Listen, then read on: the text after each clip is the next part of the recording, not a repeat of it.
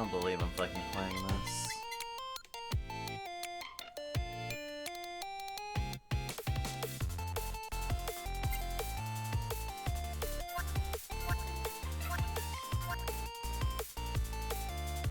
You know, up until today, I actually thought this was made by HoloLive and not a fan game.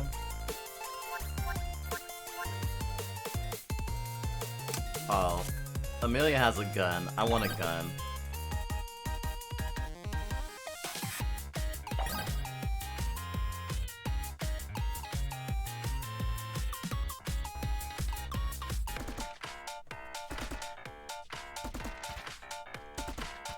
Okay, this is a vlog, so I should like talk and stuff. So, when we first started doing this,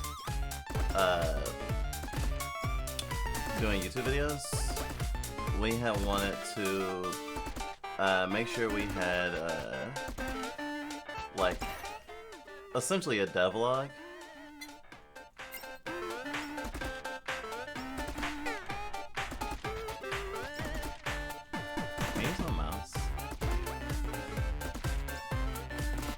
No mouse. I can't seem to shoot up. You know how like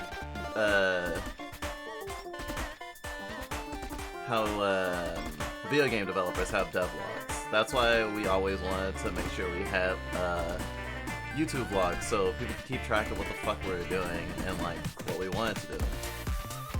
And it was like really important. Oh shit, chickens. It was really important to us, right? And we thought that maybe as time went on that they would become less and less frequent. And we were right. Because it wasn't hard to extrapolate that things can get messy and that your priorities can change as you become a creator with more clout, I guess, or just not as used to doing stuff that you used to do all the time. Like, we used to respond to all of the comments on all of our videos. Honestly, we get less comments on our videos than we used to, but I think that was probably because of the surge of people who are following us from Thoughtsline. And even though we generally still have that same amount of YouTube following, we definitely don't get as much attention on the videos we do make. I think that part of that is probably because we haven't been doing Fluffvlog Presents in a while. We're still kind of on hiatus with it. Like, the next one has been in production since October, and it's almost October. And we definitely want to be doing it before, finish it before a year passes. Gain a dog campaign that attacks random targets. This is fucking cute. I might actually play this on stream.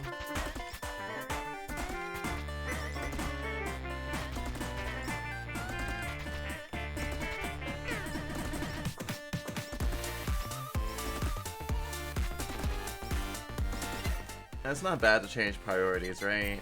And it's not bad that we've struggled to maintain the stuff we wanted to do. I hope I'm making sense. This isn't like a stream. We're so used to streaming, but not as used to Let's Plays anymore.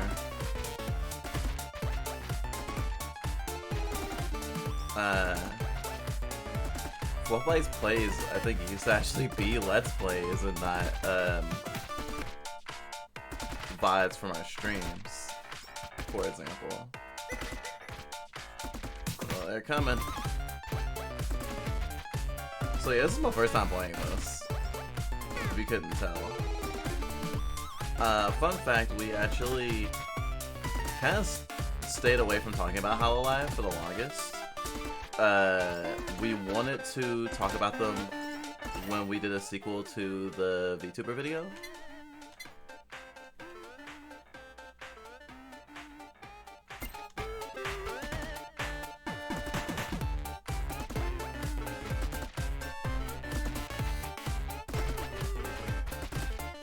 but that video did not materialize. Although honestly, doing videos about like general topics that aren't literally video games tend to be a little bit easier than doing videos about video games, because it takes a lot to analyze a video game. A lot. And we definitely fall into the artist trap of what in a video game dev language would be feature creep. Just adding, like, going at so many elements. Which is why we try to, like, with the Cool Kid Cody videos, do, with the Cool Kid Cody videos, actually write the video all the way through before starting to edit, because the problem we had before was we would edit, we would start editing before we were finished writing, and then the writing would get more bloated and bloated and bloated, and then we kinda would give up. We have like so many files just sitting there. So many half-finished essays. Or not even half-finished essays, like the Amori essay. Like, I don't know if we mentioned this in any, like, public capacity, but, like, we have to start the Amori essay over. We're gonna be able to reuse certain elements from it, but we completely want to restructure it, and because of how much room it's taking up on one of our hard drives, it's hard to edit now. Especially since we realized that we were editing our videos for the longest time in the wrong frame rate that was incompatible with our stream frame rate, that made editing a fucking hassle, because we had to like fix the we didn't realize we were fixing the frame rate. We were literally just being like, huh, the video and audio is out of sync. Guess I better move the video like X amount of frames. I felt really dumb when I found that out. But like, since we edited like 2.5 hours of video at the wrong frame rate, it is now untenable for our mental health to continue editing what we have. So it's actually easier to start that over. Although, honestly, with how we wanted to do essays this year, and being about to start July, which means half the year is already over, like, heck, getting out even 3 Fluffvlog presents will probably be a challenge. We're still gonna try, but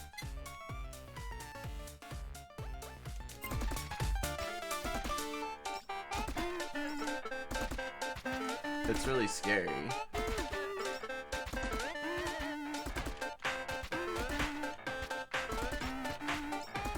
It's also funny because our mental health is actually in a better place than it's been in a long time, because of like living in a better living situation where we're not being abused. And that's nice. I mean, that's great. But then also the world sucks. And that was actually supposed to be a big part of this video. And normally we try to keep these down to like 20 minutes or whatever, but if this goes on to be like an hour or something, I'm fine with it. I've kind of made my bed with this one. This game is addictive enough.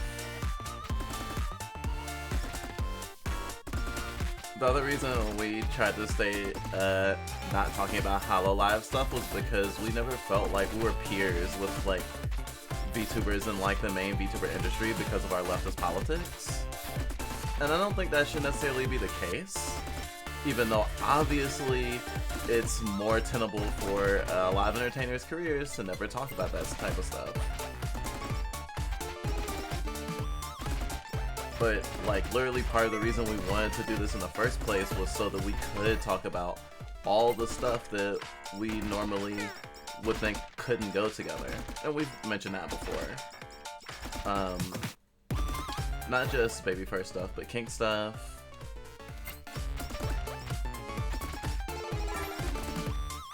Kink stuff, leftism, anime fandom,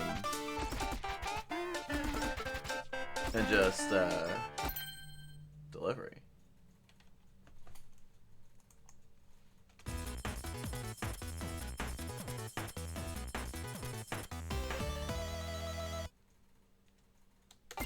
Yes, please, thank you.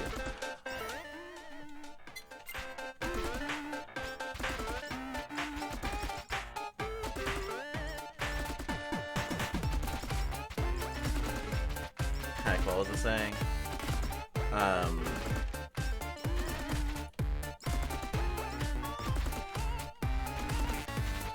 Kink stuff, leftism, media literacy, and anime fandom, and of course video games. That was like the things we always were like, yeah, I would love to explore. I would love to explore these things as a video essayist. That would be really cool.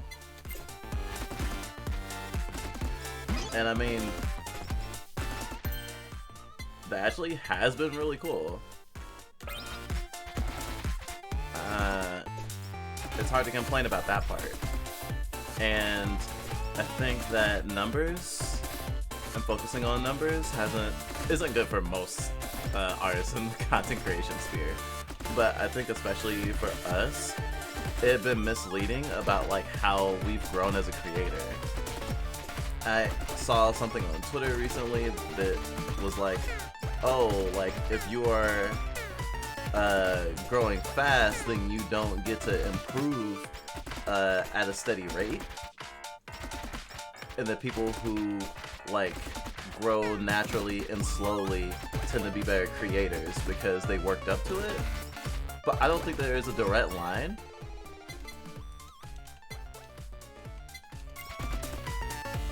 I don't think there is a direct line between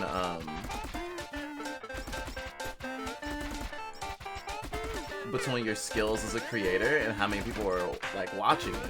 And I think our confidence in our own work has informed that less than us meeting other creators who we think are awesome creators and realizing, oh wait, they make great content. And then we pop into their streams and they have like, some of them are streaming to 1 or 2 people. Or streaming to the amount of people that we're streaming to.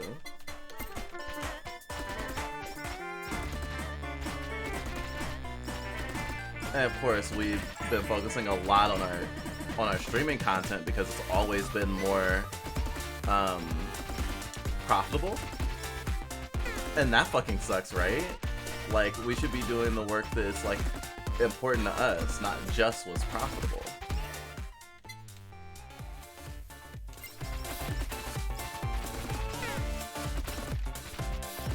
But of course, it's easy to say when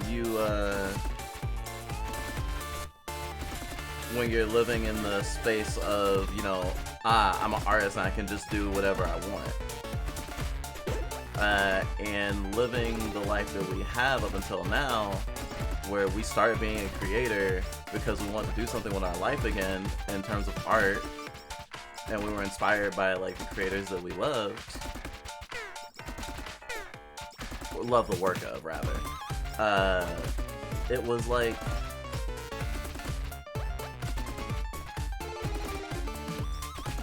something that was destined to be a hobby that we probably would have legit gave up on if not for the fact that our life fell apart and then we found ourselves homeless. And someone supported us financially and was like, what do you want to do? They want to enable us with like, what do you want to do with your life right now? It's like, well, we were getting like a lot out of streaming and making YouTube videos. Even when they were like not very good. And we didn't actually even make any video essays until after all that happened.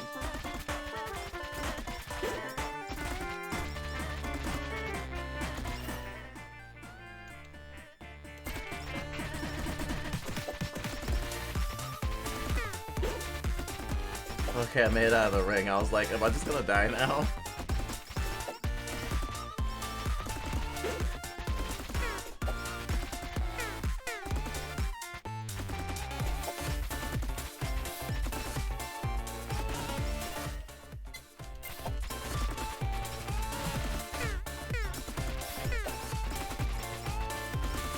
I think this is it for me.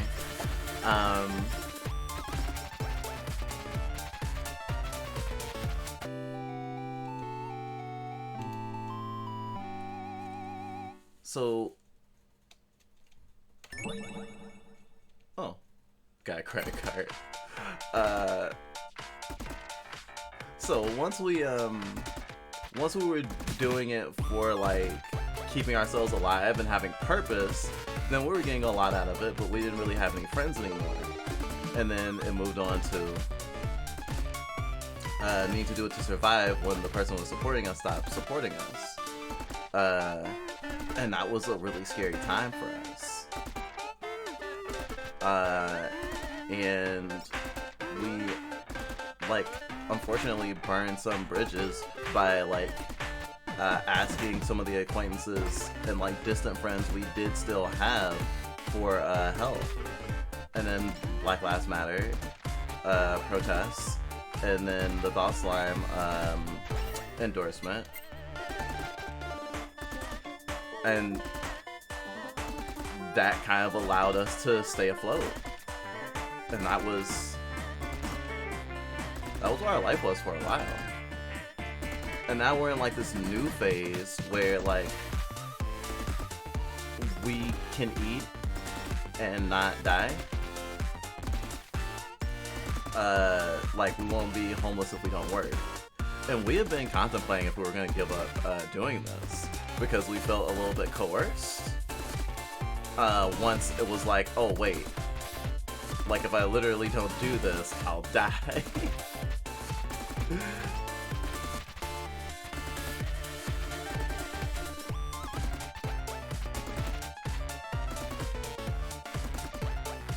But after like thinking about it for a while, as far as those of us who stream regularly, we don't want to quit.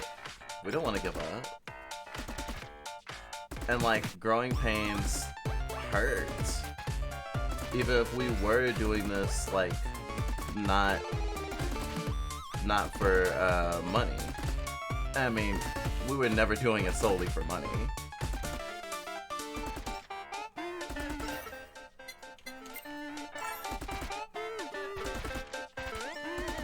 Anyway, it felt weird for a while after we moved in February of this year to talk about like our personal life, because our personal life was actually pretty good for the first time in a long time.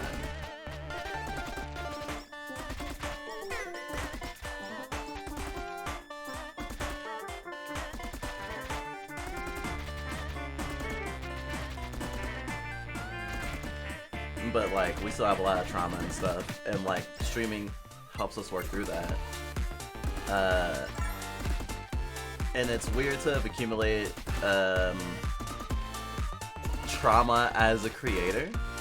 And of course we're friends with other creators, and like that also like puts everything in perspective because they have trauma too. And that's kind of neat.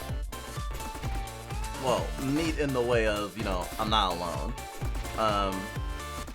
But like thinking back to how we used to be,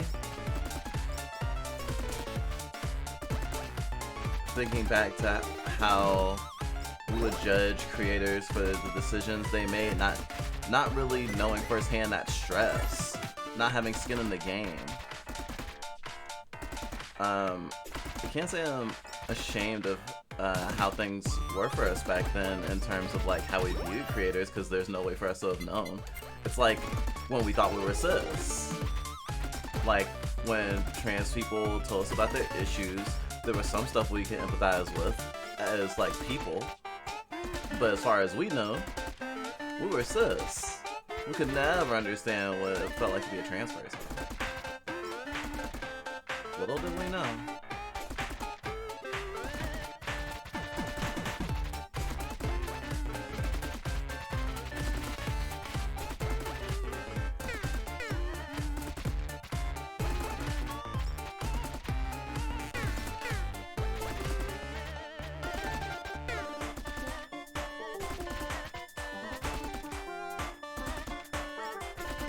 The gun shoots automatically, by the way.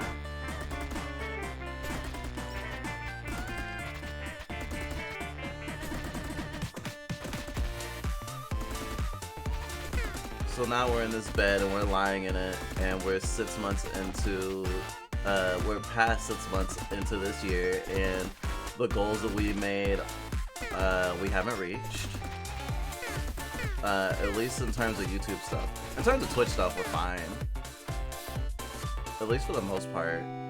Like, we want to grow bigger and stuff, but especially considering how well the subathon went, at least me, I can only speak for myself and my system, not too worried.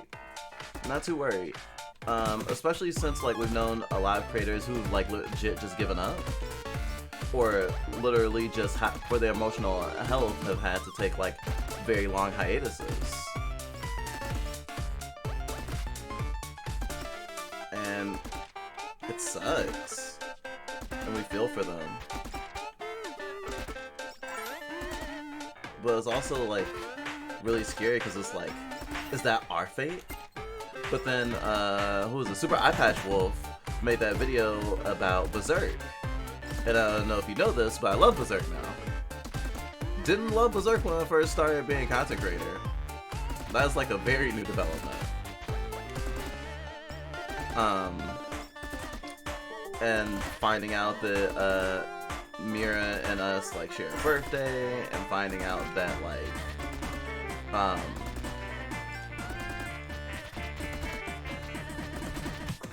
like all the pain that Mira put himself through to work for a lot of his life, and like how he passed up opportunities to like work with creators who were definitely inspiring to him to work on Berserk.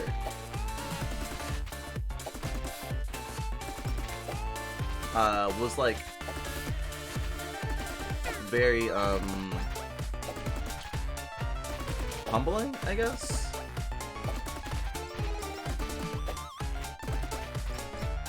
Oh wait, no, this fence, no. It was very humbling to see like the struggles of even like a big prolific artist reflected of some of our struggles. Like we've had to turn down brand deals that could have made us money that was a lot more sustainable for moral reasons. And we want to continue to do that. Although it is continuously a struggle to be like, no, don't do that. Ooh, all healing is double.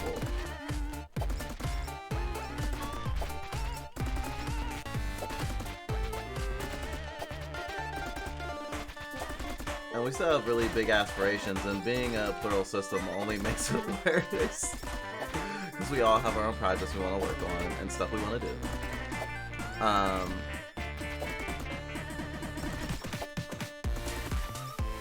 And it can be really scary.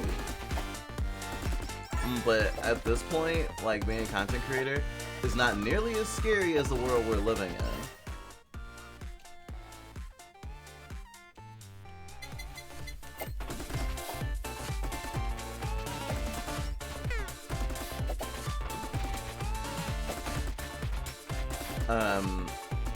We actually did do a stream about Roe v. Wade, like not too long ago. But when the draft decision was leaked, and not more recently when the hammer actually came down. We wanted to do a video about that, but also release the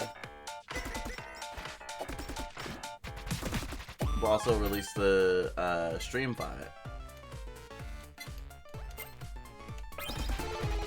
But we got kind of scared. I think we're still gonna post it, but it's really easy to get scared about, like, oh, if I post this, will I lose subscriber?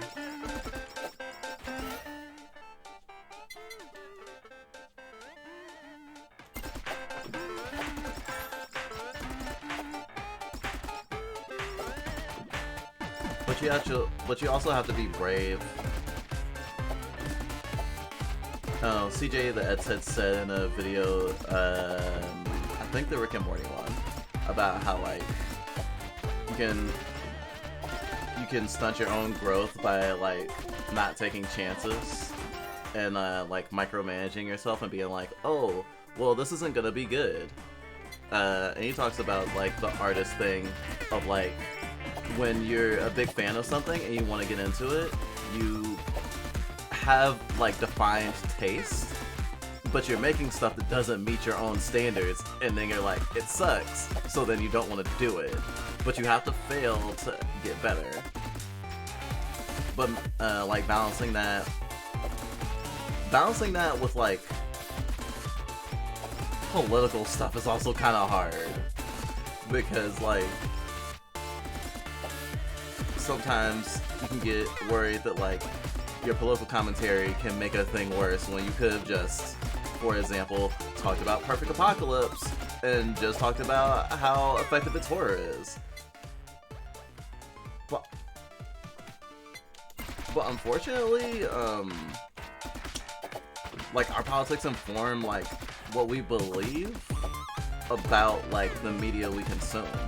So even outside of, like, videos strictly about like, something political, which we've been very terribly scared to do, even though people that we've really loved the work of have literally went and said that, like, they're not experts, they don't have experience with like, researching stuff beforehand, and that, like, they feel weird about, like, being assumed to be really good at, or really really knowledgeable about political stuff, because they don't come from that, like, background, or they're not educated about something. And it's like, yeah, I guess that's how we feel too.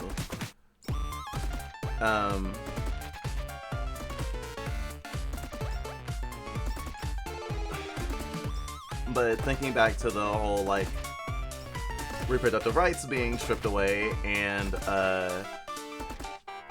the war on trans and queer rights continuing, because that was already happening before, and one of the justices being like, oh, I can't wait to do the same thing to Roe v. Wade that we did to to do the same thing to, like, gay marriage and other stuff.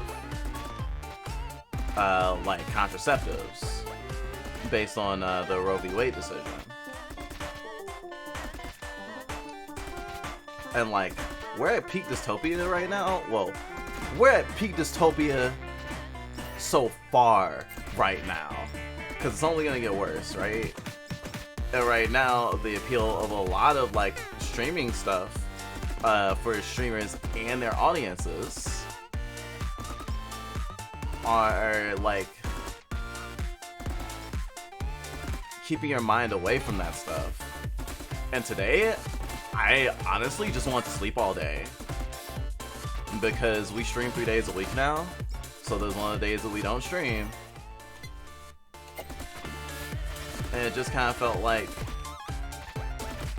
especially after we streamed for 12 hours yesterday, that we should just give ourselves a break. And not just in the sense of not working, but also not thinking about politics, because we don't usually give ourselves the grace to not think about politics very often. but that's not necessarily because we're like super woke and obsessed. It's because it affects our rights and the rights of the people we care about.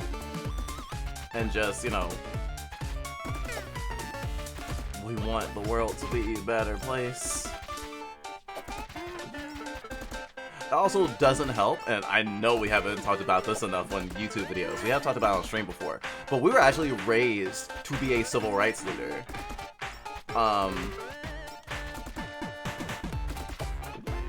One of our parents is very bad for us. You know how some people are like millennials are like emotionally deluded because we were told that we'd get everything we ever wanted and that we could be president and all this other stuff. I was told I would be like the next Martin Luther King. It was a problem.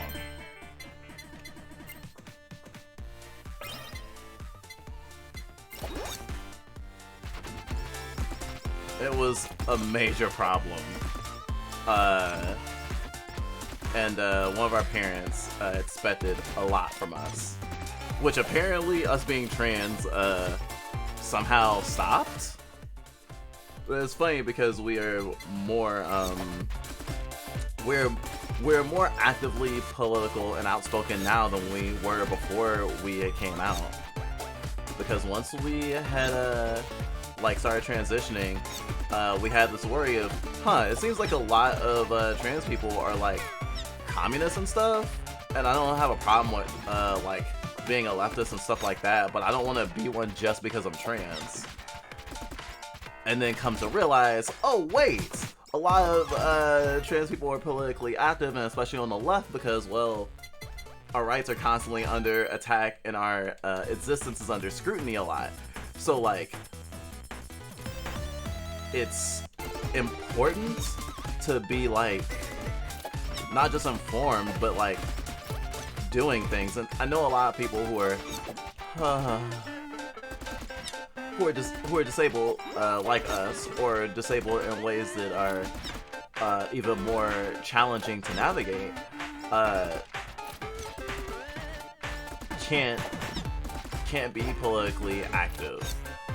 Like for us, like going to a protest would probably put us in major danger.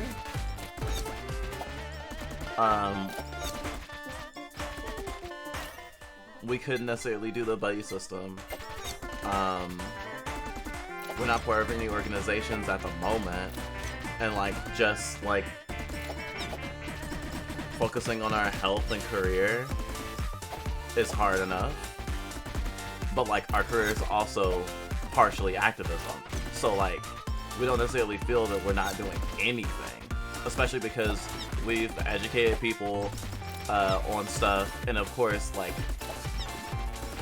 there's this sense of, oh wait, being an educator, that's like not just a big deal, but like kind of like what I was saying before about like how there's plenty of creators who don't consider themselves to be experts, but like other people consider them experts, and it feels weird to them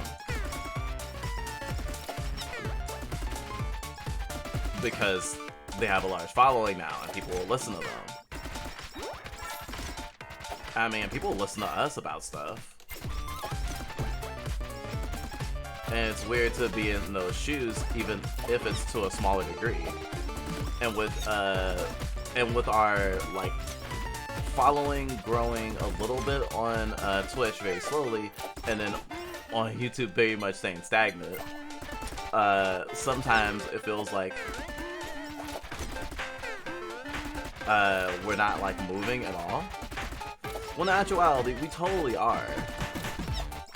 But like, without the numbers to guide us, that growth isn't easily seen, and it doesn't tick the boxes in our head that social media always strives to tick.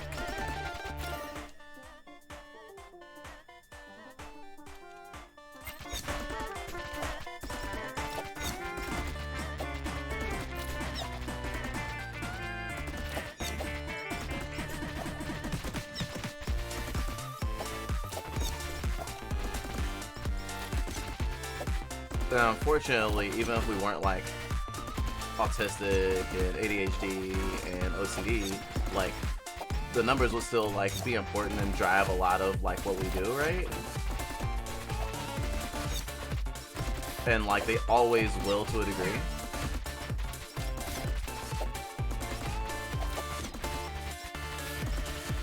But what do they say? Quality over quantity? Quantity over, yeah. Quality over quantity. And of course, I think I heard someone say, in terms of Twitch stuff, that like there are people who have like, say, 5K followers, but only have a concurrent, like average concurrent viewership of say 4 or 5. And like if you have say 500 and you have 20 people concurrently watching, you're much more valuable to say Twitch. I mean, those are still numbers stuff too, but like if more people are actively talking in your chat and more people are engaging with you or your content, like it definitely feels different than like when you are streaming to like just a couple of people.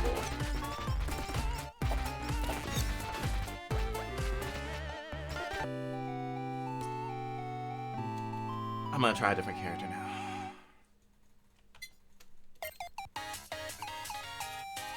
Myth, Council, Hope.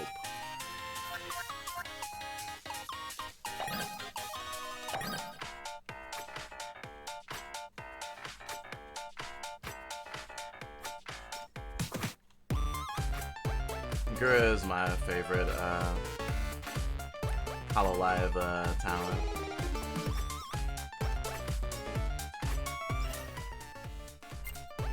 I think to a degree, I sometimes get embarrassed about, like, I guess the, like, talent agencies, because it, like, comparing myself, even in, like, a way of just, like, we're both VTubers, feels like me comparing myself to, like, ContraPoints, or, H-Bomber guy or something.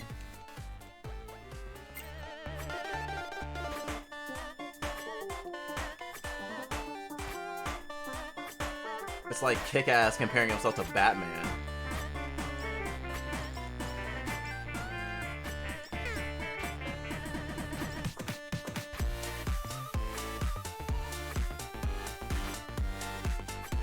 And for that reason, like, we actually, like, for a while weren't even, like, paying attention to, like, the wider VTuber community. Especially, like, the bigger and popular VTubers and who was leading the industry. That was probably a mistake, honestly.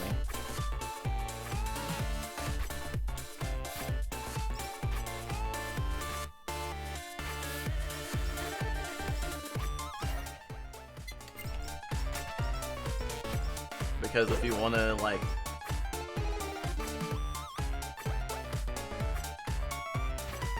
if you want to get far, like, you should know what's happening in your own industry. We have actually, as of me recording this, applied to 2 different VTuber news groups. One of them I don't think is gonna like happen anymore, because not only did we not hear from them, but like the news show that it was supposed to be like never materialized. But like we've been listening and watching VTuber news, which has been very interesting, paying attention to the industry. There's so much more than to everything than I thought. I thought it was like simple and just drama and clout chasing for most of the industry, and like there's a lot of there. But there's a lot of that. Don't get me wrong, but it's more complicated than that.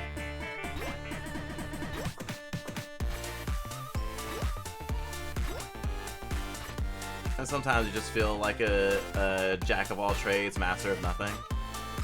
especially in terms, especially when you're like, or specifically when you're like us and you actively want to be participating in a lot of stuff, not just how like as a streamer, like if you want to get big, there's not or if you want to be noticed at all, you should like have a YouTube channel, at least upload your VODs, but honestly more than that, you should be having it to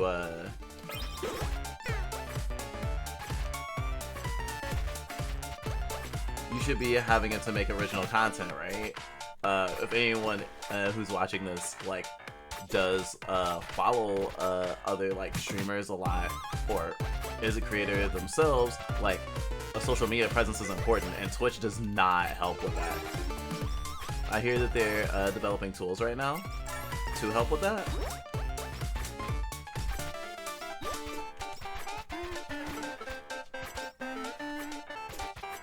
But as of now, like discoverability on Twitch is like super low, which is why Twitter is like where you're gonna see a lot of VTuber shenanigans. What's that? Oh shit, I get everything? Nice.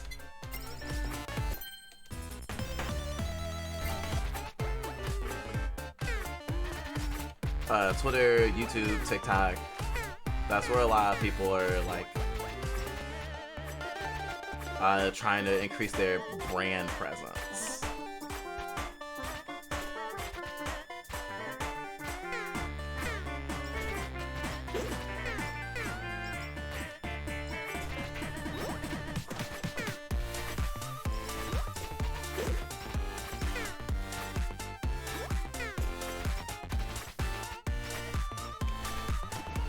Now, honestly, we've been kind of overwhelmed.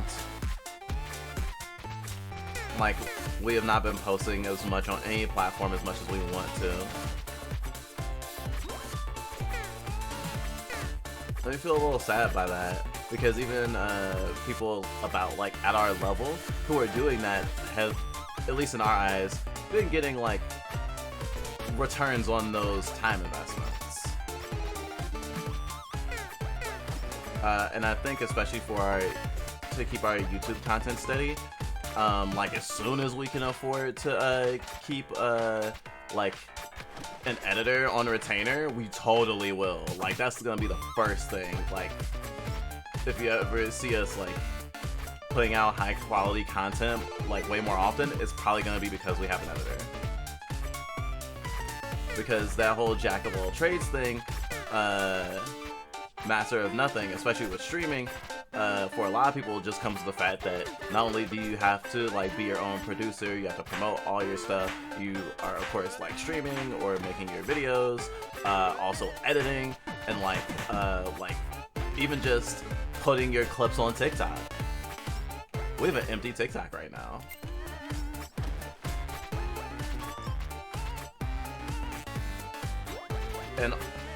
And all this right now, while it's been considerably overwhelming to just like think and be a person, considering, you know, all the civil rights stuff.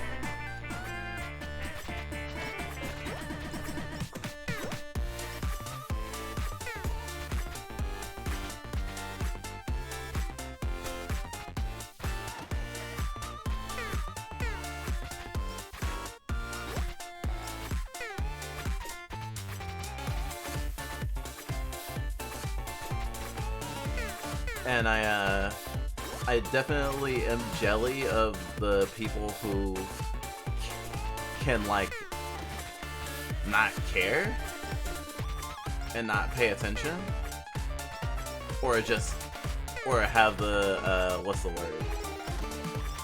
The privilege to just be annoyed at the things that are happening because they don't have to worry about like their rights being stripped away, or at the very least that they aren't worried about those things, because like stuff like abortion rights affect people who are poor and otherwise marginalized way more than people who aren't.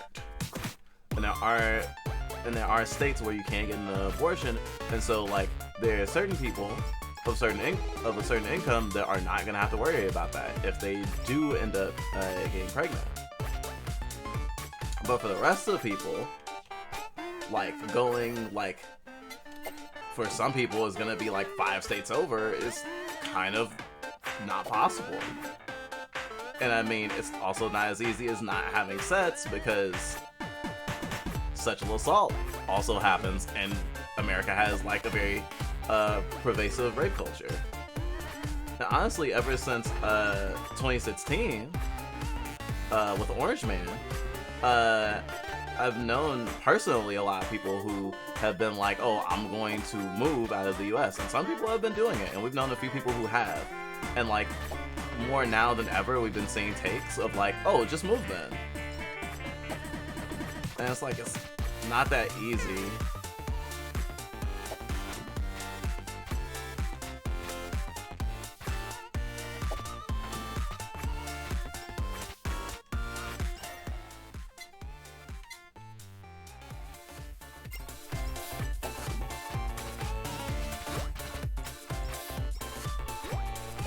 And like, people have been comparing what's happening to, you know, like how Nazi Germany got before all the shit hit the fan. And like, I think there was a point where I think it was, at least for me, I expected to get trivialized at like that kind of take, but more and more often, like, hearing especially queer people go, yeah, I would like to move if I could. It's been getting scary. And as far as being an artist goes, you know, artists are valuable to society because we kind of like speak about like, it's kind of like horror, right? Horror often is a reflection of the things that people are scared of in society at that time, in that like space.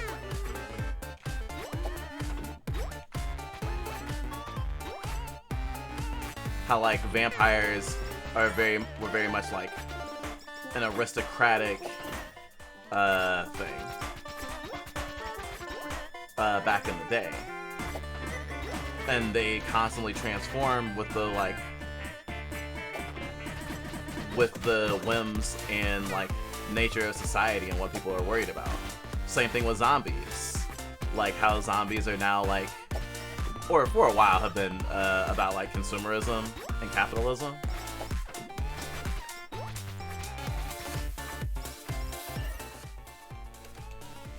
And so even outside of horror, art is like a reflection of not just the things that folks worry about, but the things that folks value. But also, it shapes our values, right? And that's kind of part of like what we try to do here. Talk about like the things that shape the art that we like, and its effect on us, and how it makes us feel, and how it's made other people feel, and how people cope with that, or how people use art to cope.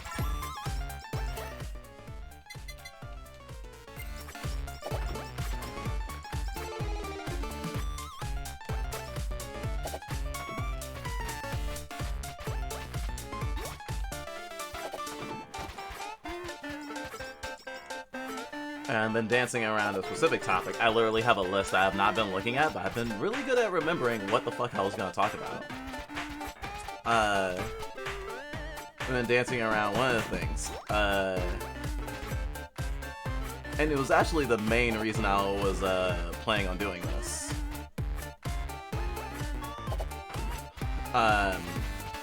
Or the main thing I want to talk about, I should say.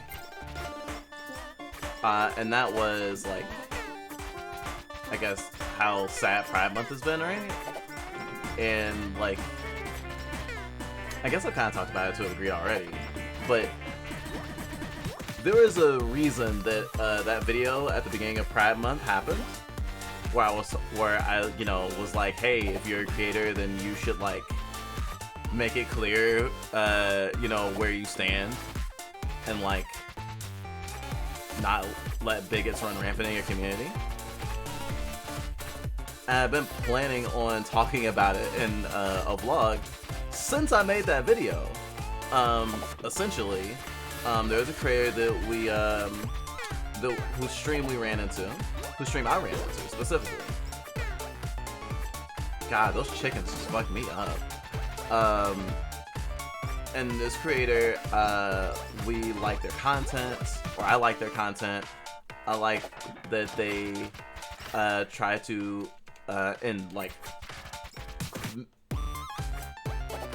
and talked consistently about how their community was a safe space. How, you know, as far as I knew, they were queer. And I thought they were trans also, because they used more than just they used gender neutral pronouns on top of the other pronoun that they used. I'm also like trying to make it harder to figure out who that person was, even for like people who are like really invested in my community, because I don't want to give this person any like attention. I don't want people to go over to their channel, and it's not just, oh, I don't want you to harass them. Obviously I don't want you to harass them, that would be fucked up. But also I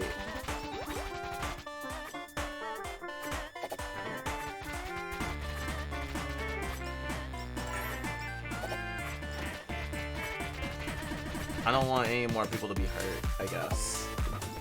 Like the way I was hurt. And it wasn't like a direct thing, technically. Because I was in one of their streams one day, and I was really sad. Generally, like, how I'm sad today. About, like, the way the world is, and, like, how hard being a creator is, and all that shit, right? But what ended up happening was, that they had someone on their stream who was talking a lot of anti-trans rhetoric and was like, this is a lot of turf talking points. And it's a struggle, especially in the VTuber community, to like sometimes make people aware of when that stuff is happening, because like not everyone is as aware of dog whistles, or some people just outright deny the existence of dog whistles because they're like, but that's not what they said, so obviously they only mean that. Which is funny to me because as an autistic person, it's like I've had to painstakingly learn throughout my life how to read between the lines of what people say and what people mean and like stuff like that. And of course you can extrapolate things that people don't mean out of the things they say.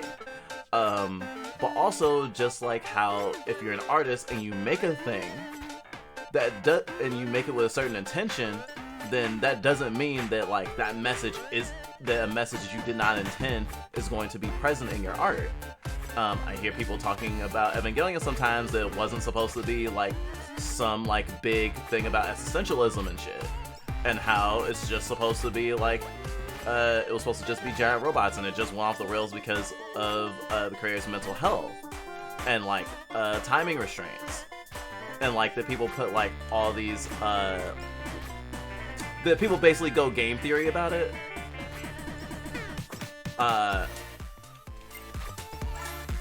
When like it was never meant to be like that profound.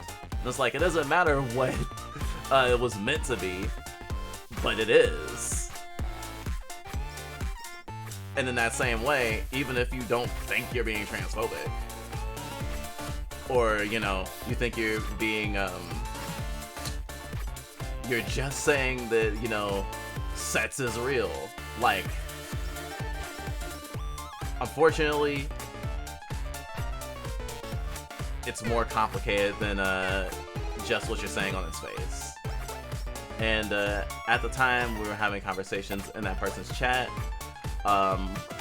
in response to the person they had as a guest in their stream, and they just kept doubling down on the transphobia. Gosh, I don't even want to repeat most of it. Stuff about trans women should be in men's prisons. And stuff being like, well, J.K. Rowling is a sexual assault survivor, so like her being worried about trans women raping cis women is like totally valid. And it's like, you can be hurt by something and use that hurt to hurt others. It doesn't make your pain not valid, but also like when you weaponize that pain to vilify entire groups, that's kind of a problem. Actually, now I think about it, I think this is the first time I've ever mentioned, or any of us have ever mentioned J.K. Rowling on this channel. We're actually a big Harry Potter fan growing up. And a lot of people have done videos on that, especially from like a queer perspective. So we didn't feel like we needed to talk about it. So that's why it's never came up before. But regardless, it got untenable for my mental health. And I was like, okay, I can't watch this anymore. But I was like, this isn't the creator, this is someone they brought on their stream, but this is someone who's a friend. And I didn't want to do what a lot of people do, of like vilifying a creator based on like the company they keep.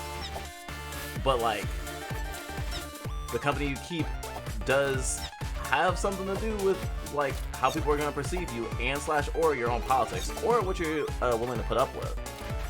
And I was so not okay that I didn't front for a while, and my headmates reached out to this creator and was trying to educate them about like the dog whistles and how like, hey, like there's a lot of queer people in your space, and if your space is if you like give people a platform who say these things, it's not gonna be a safe space for queer people, especially trans people. And then this creator started talking about how they allow Trump supporters and cops in their like Discord server, and how like they know plenty of great people who are those things, and how they want to be Switzerland and not have people argue.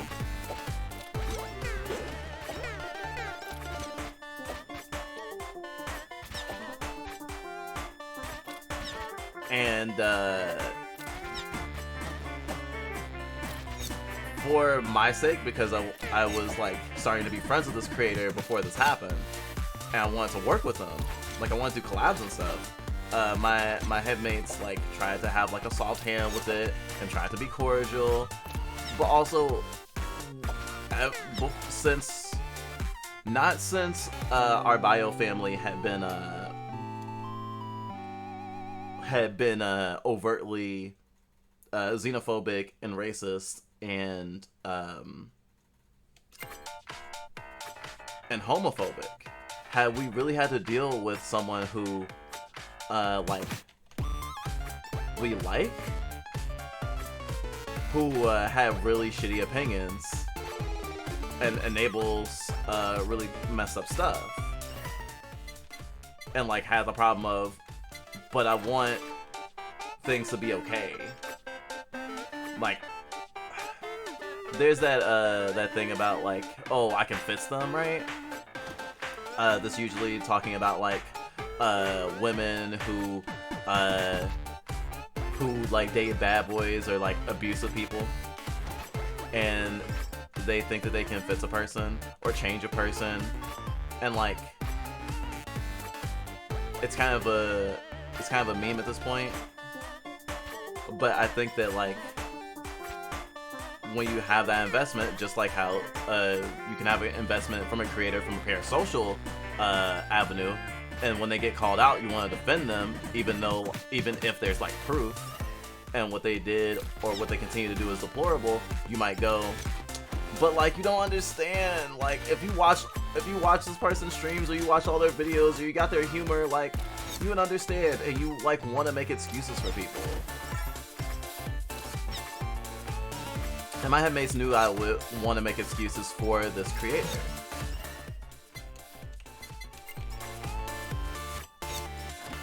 And they left up to me whether or not I wanted to continue being friends with this creator.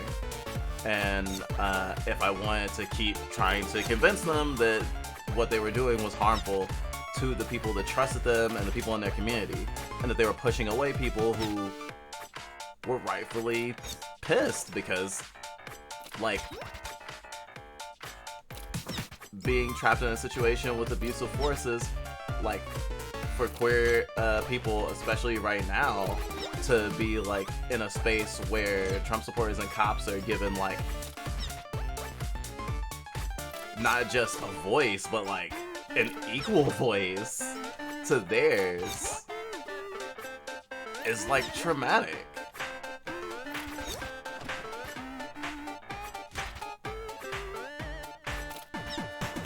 And I mean, like, it's part of the reason that, like, a lot of the time we kind of stick to ourselves in our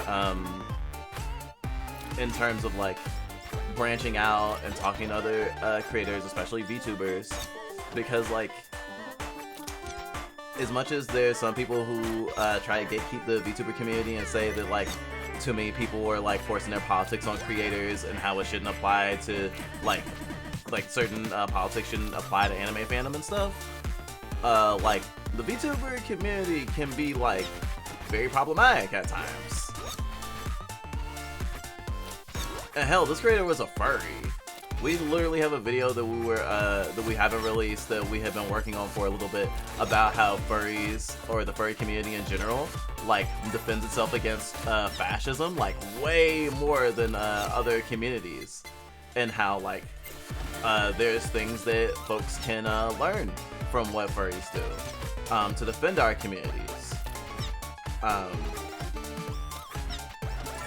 It was really ironic to me that like we were having so many problems trying to explain how harmful this creator was being while they were like a furry and actually described themselves as a leftist, but honestly they were more of a centrist.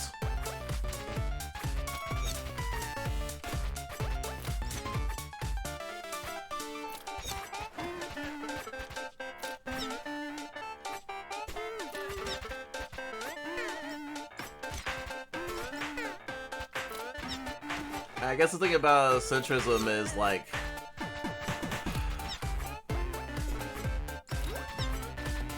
it also ingrains in you like this sense of people overreacting. I mean, probably just as much as conservatism, but like I think about like J-Reg's content and how he literally like drew attention to like centrism by inventing radical centrism, even though like his content like very much enabled people with harmful ideologies to fester and thrive.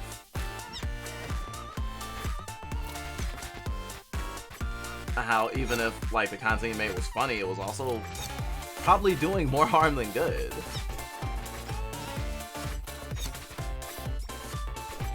But it's easy to like say, oh, this creator was has done a lot of damage and has done bad, like when even in the parasocial sense, like you're not like super invested.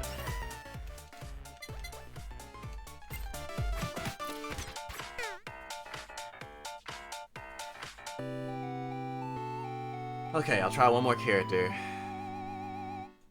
Been talking for a while now.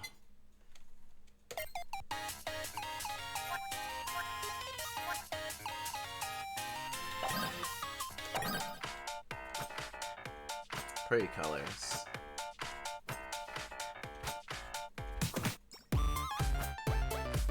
So long story short, like I actually have still not like actually talked to the creators since like I started fronting again after that week of not fronting, and my headmates have been like, hey, like we said all the things that we felt that you should know, and you still want to make your space Switzerland.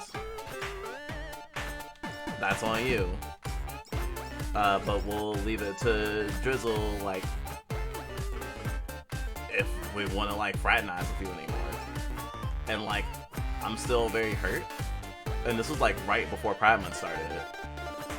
And I made that video to like cope, but also like make sure people knew that like our space is a safe space. If you're trans, if you're a survivor,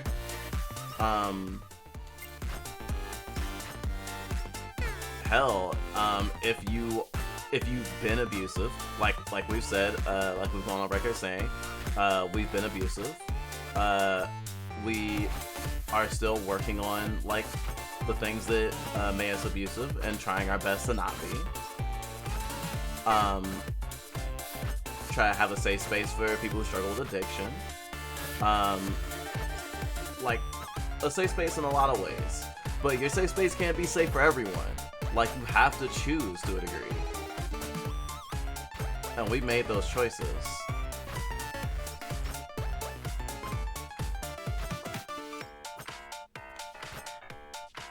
And hell, this career is bigger than me. They probably don't even care at this point. At least not anymore. It's been like at least a month since we've talked to them. But more important than a single friendship is like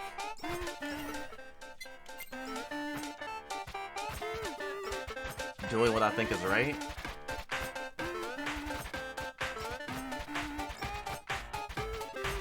And even if it like hurts our career to a degree, like we want to be on the right side of history. And like part of the point of like the content we've always strived to create was making it safe and helping people be heard, not just being popular. Though it is also kind of funny because like since Pride Month, like other than the Roe v. Wade stream, like I have felt, at least personally, like I've been doing less to talk about the issues, what's happening in the world, because I am pretty much at my limit.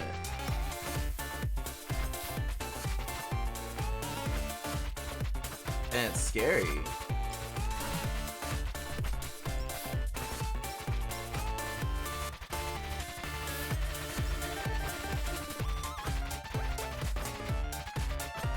And I'm really trying to avoid burning out again, especially because we went from streaming once a week, or about once a week, to now streaming 3 times a week. And we're still working on getting Infinibyte's model rigged and stuff. And what was it? I mean, we plan our content in like 10-week blocks now, at least our streaming content, and like how that affects our YouTube content obviously is a factor. And I guess we're gonna do 4 big streams a year. We had the subathon, right? And that was the first time we've ever done a subathon, and it went well, and we feel like we're in a place that not just like in our own home and feeling safe, but also like our growth as a creator, that like we could do a stream like that justice. After this season, in September, we're hoping to do our first charity stream, and we haven't figured out what the charity is gonna be yet, especially because before we could have easily chosen like Black Lives Matter bail fund or something. We weren't gonna choose something like the Trevor Project necessarily, because even though like the work that certain organizations do are good, like for example, we've called the Trevor Project hotline like a lot, but the resources the Trevor Project gives are not applicable to us and at least a sizable amount of our audience, because you have to be below a certain age, because they're about like queer youth resources.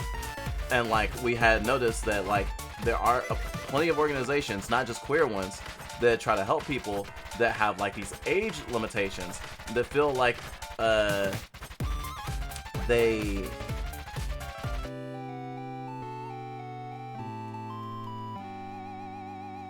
implicitly through their policies say that, okay, once you're past this age, you'll be okay.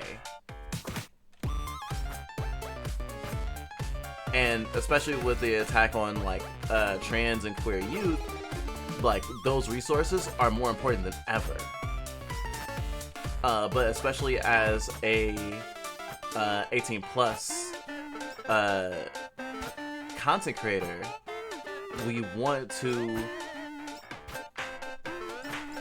like to enable resources that also our audience can benefit from. There was a point where I remember a lot of times that we would hear about like a creator donating a lot to a cause, or like a big boon to an organization that helped like queer rights or Black lives or something. And I remember thinking, wow, I'm so marginalized. I'm queer and I'm Black and I'm neurodivergent. How do I benefit from such resources? And I would hear about like through the news and like people patting organizations on the back for like the things they were doing, but I was so at a loss, and I felt kind of salty some of the time.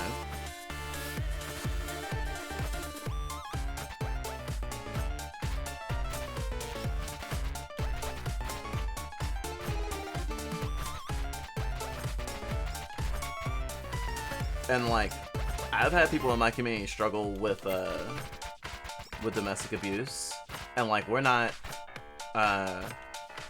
professionals. There's only so much our community can help, but has helped people. Just like us having our community in the first place has helped us like cope.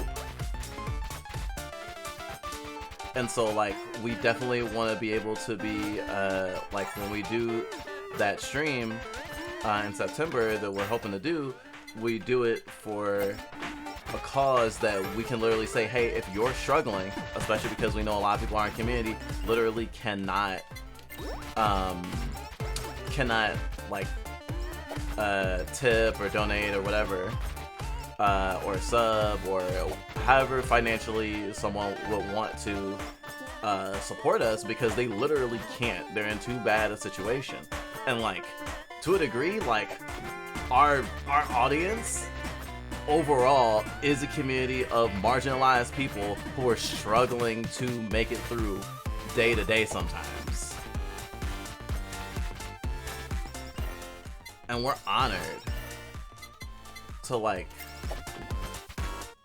give people a voice and to give people hope and give people perspective.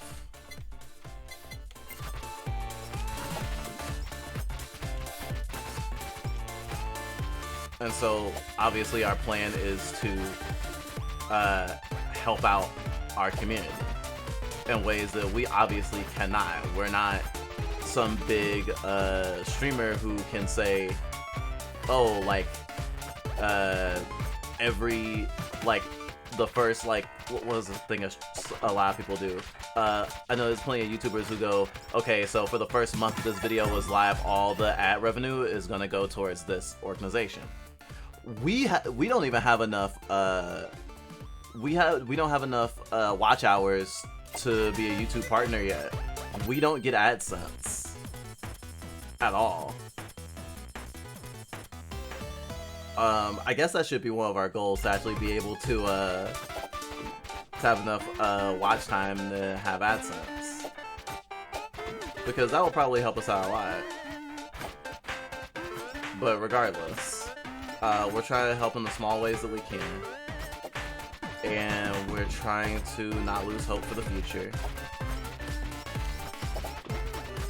because as marginalized as we are,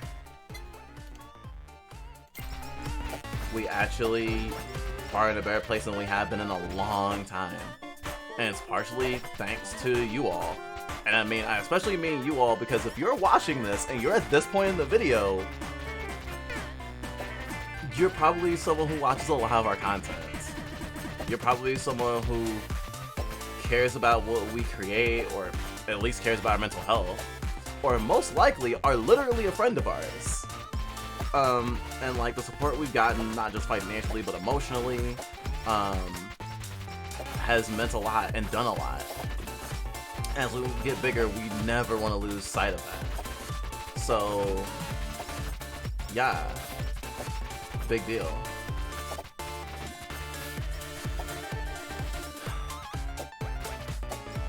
Oh, and I don't know what the game we'd be doing for the charity stream would be when we finally do one.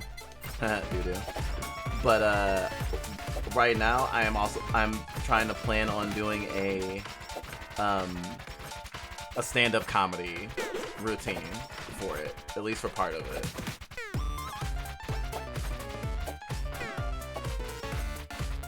Because I always wanted to get into stand-up comedy, and when we lived in LA, we started doing it a little bit, and we were going to open mics mostly, but like we weren't able to continue to pursue it because of how much we had to work to stay afloat with our like shitty service job, and we kind of like gave up. It was just another one of those dreams. And so, especially considering the next Fluffvlog Presents is going to be talking about like Bo Burnham, on top of like a bunch of other stuff.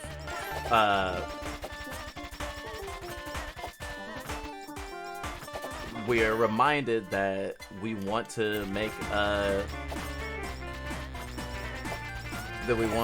effort to pursue some of the stuff that we hadn't been able to before.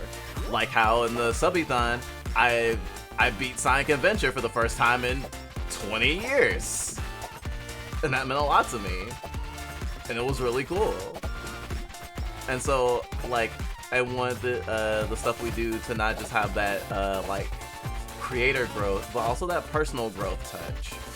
So we're gonna keep, like, using our content to continue following our dreams as much as we can. And encourage you to do the same.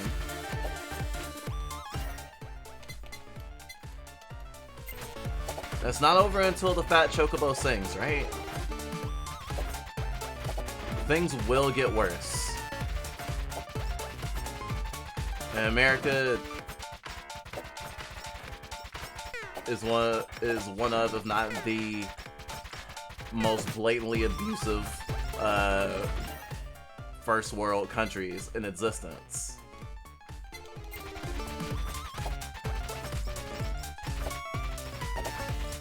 I don't think we have the option to just move.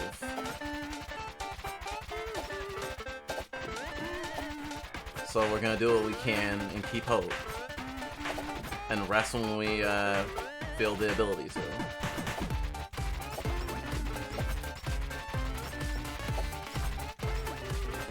And we hope you don't give up, no matter what your path takes you on and what you feel like is best for you.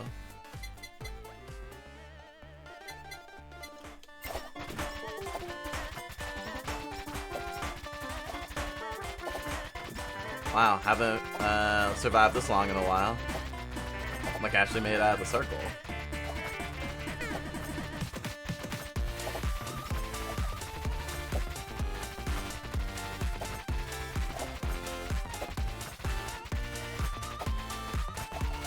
Whoa, that's a big skeleton.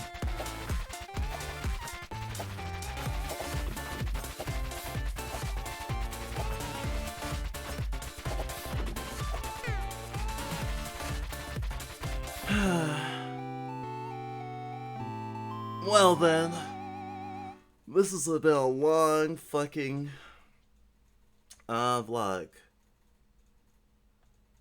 I think I talked about everything on the list. Yeah.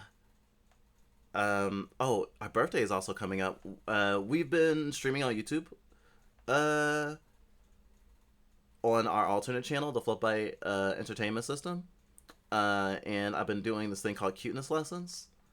And hopefully I'll be able to continue keeping that up. I'll probably start working on Cuteness Lesson 2 this weekend. Basically, I do a PowerPoint presentation on cuteness. And what I think would normally just be like, oh, this is how you act cute, and this is how you do your voice and stuff like that. And we do voice training as part of it. But, like, also talking about, like, social roles and, like, making your own happiness and finding your own style and stuff like that. And I don't want to sound like some sort of like weird self-help manic creator, but is a pet project of mine that I think is really cool. If you want to check it out, the stream is uh, I'll have a link in the description.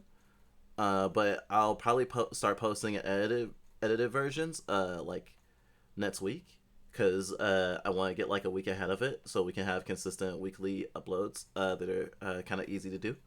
I haven't given up on the Cool Kid Cody stuff, but that does take a lot of work as well. And so we are continually fighting to stay relevant, right? But also doing what we want to do. Um, there's a lot on our plate. There's a lot we still want to do this year, and we're gonna continue trying to do it. We stream Mondays on YouTube, uh, and Wednesdays and Fridays on Twitch. If you want to check us out, yesterday Punk was playing Digimon World 3, and will be continuing to play that until Digimon Survive comes out. She hopes. Past that, I've been playing a game that I actually do want to do an essay on. Which I know with like all the stuff that we've promised and stuff and been wanting to do is like, oh god, another essay. But like even our loved ones make jokes at us of like, oh wait, Drizzle likes this media property. I guess she wants to do an essay about it. Essays are our love language. That's why they get out of hand. But regardless, like I said, we're not giving up, and hopefully we'll be able to get ADHD medicated sometime in the next year. Not this year probably, but in the next year, and that'll probably help us out a lot with our like spoons and stuff. Though we still don't have health insurance, and that's like a more like further down goal. But we're trying to work with what we got. um, thank you for listening. Um, don't expect vlogs to be this long in the future, but you never know. This was kind of fun, just putting my thoughts out there, and finally vlogging again like a diary, and like just letting y'all know what's been up with us.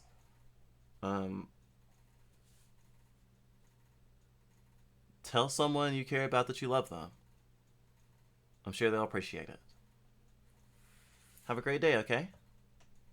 See you later.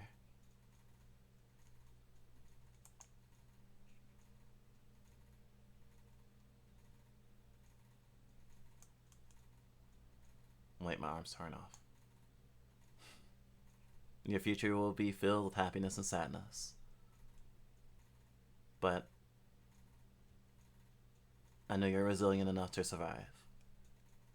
I'm rooting for you. See ya, everybody.